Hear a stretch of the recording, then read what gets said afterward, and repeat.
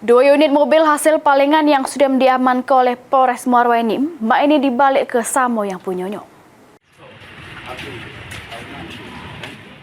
Sebelumnya, Satreskrim Polres Muaro Enim berhasil ngamankan sepasang pelaku maling mobil di wilayah hukum Kabupaten Muaro Enim, serta ngamankan barang bukti 2 unit mobil.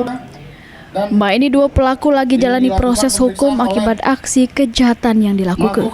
Sementara 2 unit mobil yang dipaling pelaku dibalik ke pemiliknya. Pengembalian barang bukti ini langsung dilakukan oleh Kapolres Muaro Enim.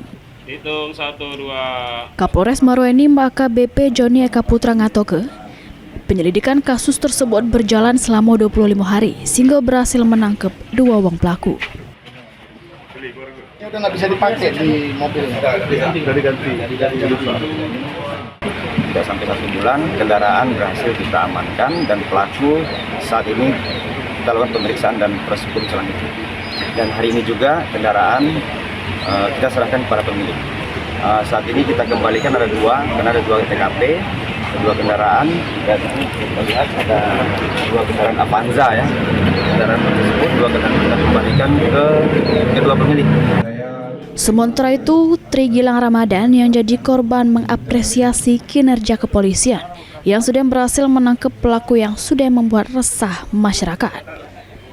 Dirinya sebagai korban tidak menyangka amun mobil yang dipaling bisa balik ke tangannya. Padahal pas di tracking, mobil sudah berada di luar Sumsel, namun mobil tersebut akhirnya balik lagi. Puas dengan kinerja Polres Muaro Enim sama Polsek Rambanangki, kerja keras mencari mobil ini di mana keberadaannya. Ya alhamdulillah tersangka itu dapat. Nggak nyangka-nyangka juga mobil kami ini bisa kembali. Mardian Syah, PAL TV.